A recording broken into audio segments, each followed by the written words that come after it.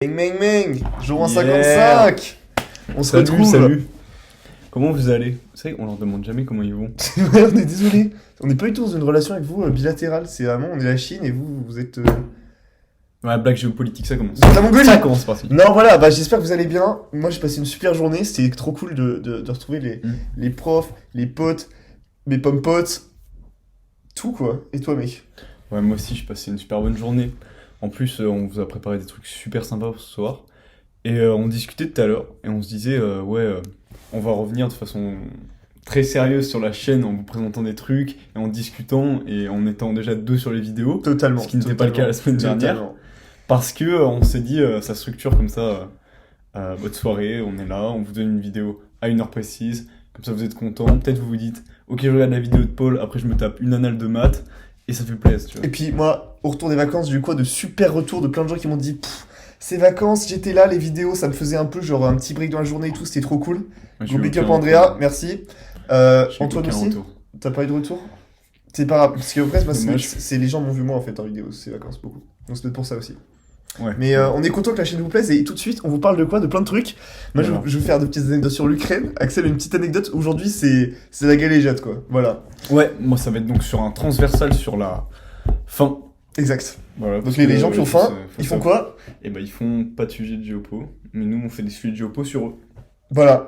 Et donc bah, j'ai l'impression que t'as peut-être une petite crise à nous présenter. Un petit exemple sur En vrai, incroyable. un banger. Vous allez le retenir Est-ce forcément. que vous connaissez le maïs? Non mais... Non, je suis très sérieux en vrai. Ah, ce truc jaune là et tout et... Ouais, ouais. Le maïs. Ouais. Vous savez ce qu'on peut faire avec le maïs? On peut faire plein de trucs avec le maïs. Vous pouvez les donner aux poules, vous pouvez le mettre avec du beurre, tu sais, avec du beurre. Tu sais ce qu'on peut faire avec du maïs?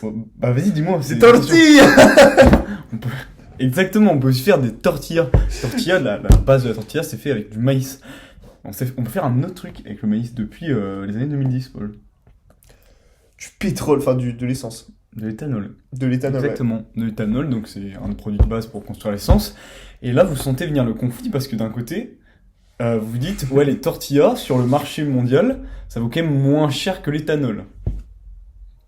Ça s'exporte moins, ça s'utilise Oui, moins. je vois ce que tu veux dire. Oui, c'est plutôt Je veux dire, un marché de proximité. Moi, si j'arrive et j'ai des hectares de maïs, imaginons que j'ai 10 hectares de maïs, je me dis, je vais vendre des tortillas.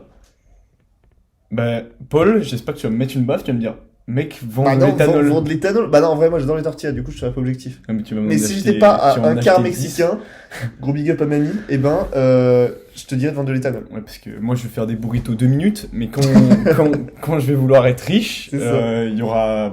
j'aurai juste des burritos, quoi. D'autant plus que depuis les années 2010, même depuis les années 2000, le pétrole a spike. C'est-à-dire que le baril est monté jusqu'à 80 $, 100 $ à des moments. Donc faire du pétrole, faire de l'essence alternative au pétrole, c'est devenu hyper rentable quoi. Voilà. C'était tellement rentable qu'en fait, en 2007, ce qui s'est passé, c'est que les États-Unis se sont dit, vas-y, on va produire plein de maïs, mais tout le maïs qu'on va avoir, on va l'utiliser pour faire de l'éthanol. Et le problème, Ouais. c'est quand on utilise tout le maïs pour faire l'éthanol, là, vous commencez à suivre. Qu'est-ce qu'il nous Ils reste font pour quoi faire les des tortillas? Mexicains pour faire leur burrito? C'est ça, il nous reste peu de maïs pour faire des tortillas. Et ouais, Donc du coup, quand on a peu de matières premières, qu'est-ce qui se passe avec le produit? Bah, monte en prix. et oui, il monte en prix parce qu'il est plus rare, et donc du coup, le marché le fait monter forcément. Et donc ce qui s'est passé en 2007, c'est que le prix de la galette de maïs, Des burritos? ouais, Pouah. bah, après vous pouvez faire ce que vous voulez, des nachos, tacos, tout ce que vous voulez, mais la galette, donc Galette. l'ingrédient de base, Ouais. circulaire, hein, vous Ouais, connaissez, ouais, vous ouais. pliez, etc. Moi, je- Taco Bell, vous connaissez quoi, le Tout le wrap? temps, tout le temps. On l'appelle Normal. parfois wrap. On l'appelle le wrap. Dans des endroits reculés en France, on l'appelle le wrap, mais continue. Voilà. Il a augmenté de prix de entre 40% et 100% en 2 mois. C'est-à-dire qu'il a doublé, son prix a doublé en 2 mois, quoi. Et ça a un nom qui est légendaire, c'est ça qui vous fait retenir l'exemple. Ça s'appelle la crise de la tortilla. Parce que tortilla, c'est le nom de la galette de maïs, quoi. Donc de votre copie, là, si vous voulez faire sur votre correcteur, vous lâchez la crise de la tortilla en 2007. Et Voilà. ça, c'est un vrai Mais, banger. mais surtout que ça a été vraiment une crise au Mexique, parce qu'au Mexique, on évalue que c'est 10% des revenus des foyers qui sont foutus dans les tortillas, parce que les gens mangent ça comme si c'était du pain. C'est ouf. Et donc- Imaginons, nous on est là, en France, on n'a plus de pain, genre. ouais, voilà. Mais c'est la révolution. Et moi j'arrive... Macron, il tombe, instant. On arrive sur l'Elysée, rends le pain, Macron. C'est la fin. Et donc du coup, bah Bah, ça a été dû. c'est la fin. C'est la fin, vous pouvez... Parce qu'en fait, Wow. fin, ça, c'est un homonyme hein, de la fin quand tu as faim, Quand genre t'as- quand- hungry, Ouais, quand t'as envie de manger. c'est ça. C'est pour ça que Paul, il fait cette vanne. C'est le. Ouais. Je sais pas si vous suivez, mais en vrai, ça va très vite, mais c'est pas très grave. Donc moi, ce que j'étais en train de vous dire, c'est que, du coup, dû à la spéculation sur l'éthanol et donc sur le prix du maïs, bah, une crise de tortilla. Voilà, donc c'était vraiment Voilà, tout ce c'est que je tout. tenais à vous dire. Aujourd'hui, moi, Peut-être ils veulent un chiffre. Un Ah, chiffre un dont vous chiffre. pourrez vous servir. pour les gens qui aiment les chiffres. Voilà, en 2006, pour vous montrer un peu cet attrait pour le maïs, les États-Unis avaient mis en place 57 milliards de tonnes de maïs à utiliser pour seulement la production d'éthanol. Du coup, il n'y avait rien pour les tortillas, quoi. Oh, ça dégoûte. Moi qui En vrai, fais ça de tortilla, ça me brise le cœur. Mais tu vois, je me dis peut-être que l'État a orienté cette direction. Parce que je me dis... Tu veux dire qu'ils ont fait exprès? Oui, non, mais ils ont fait exprès... des tortillas? Non, mais ce que je veux dire... Oh, pas d'âme. hein, Non, non, pour mais faire ça, hein. c'est pas ce que je veux dire, mais peut-être que,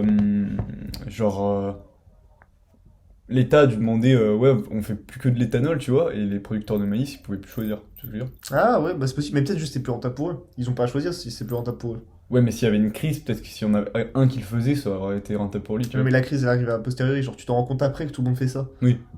Donc ça baisse.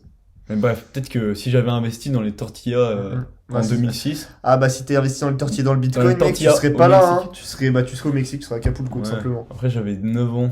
Non, en 2006, j'avais vraiment 3 ans en fait. Bill Gates il a commencé à 4 ans, ok? Il cirait les chaussures Tellement et il pas vendait vrai. des journaux, mec. C'est tellement pas vrai, t'as vu ça dans une vidéo. Dans la vidéo motivation. Sigma. Sigma Mail. Ok, aujourd'hui. Voilà, donc c'était la crise de la tortilla. Moi, je vous parle vite de ce qui s'est passé en Ukraine parce que j'adore tout ce qui est de l'actualité. Non, deux petits trucs marrants. Il y a l'entreprise Wagner dont je vous ai jamais parlé en vidéo, mais je vous ai déjà conseillé de vous renseigner dessus. C'est des malades. Ils sont arrivés en Ukraine pour tuer le président Zelensky à 400. Ils ont été dépêchés. L'escouade de la mort. Donc Zelensky, à la base, c'est le président ukrainien. C'est un humoriste. Hein. Le mec, c'est Kenji Girac, pas du tout. C'est Kev Adams. Et il y a Kev Adams qui est le président de la Oh, Ukraine. Kenji. Et on lui envoie 400 Kenji, c'est un peu un tueurs humoriste. aussi. néo-nazis pour le tuer, genre. Quoi? Kenji, c'est un peu un humoriste quand même. Ouais, en vrai, c'est marrant Parce ce que qu'il la fait. qualité de sa musique. Ouais, voilà. En fait, c'était la vanne. Mais... Gros big up à tous les amateurs de Kenji Girac. tous les Voilà, donc ça, c'est première news. Donc, force à Zelensky. Deuxième news. Je sais pas si vous connaissez les Tchétchènes. C'est les mecs de Tchétchénie. Vous savez, dans les livres, genre, c'est ceux qui ont des sabres et des chevaux et genre, ils te coupent la tête quand t'arrives en Tchétchénie, genre. Bah, ils vont arriver là, en Ukraine. Il y en a 10 000 qui ont été dépêchés par le président. Apparemment, il y en a un à Lyon. Il était dépêché pour tuer qui, genre? Moi, je sais, je vous dirai pas. Chelou l'ambiance dans cette chambre là tout de suite. Je me sens mal à l'aise. Genre pour tuer un mec qui leak des informations sur Poutine depuis 3 jours et qui parle mal de la Russie. Hmm. Non, voilà, donc en vrai, moi j'aurais tendance à dire que ça sent mauvais pour le cher président ukrainien, que ça sent mauvais pour les Ukrainiens en général. Très content que l'Union Européenne ait acheté des armes, parce que ça c'est la news d'hier. L'Union Européenne a acheté des armes, premier achat d'armes de l'Union Européenne dans son histoire. Donc peut-être voilà le début d'une armée européenne ou quelque chose comme ça. Bref, c'est super intéressant. On en a parlé un peu en histoire aujourd'hui d'ailleurs de tout ça. Vraiment pas mal. Il avait dit que c'était marrant parce que c'est vraiment la seule zone où t'as une ambiance politique, c'est aussi la seule zone où tu C'est achètes ça. des armes. C'est un truc de ouf. Genre ouais, c'est l'Amérique, mais la partie nord, ils ont acheté des armes. Mais tu te dis mais quel pays? Non mais en commun genre, ils se partagent, Tous. Ouais, enfin, c'est ils les mettent de dans la un cagnotte entrepôt. quoi. Ouais, c'est ça. Et des fois ils envoient des soldats, voilà.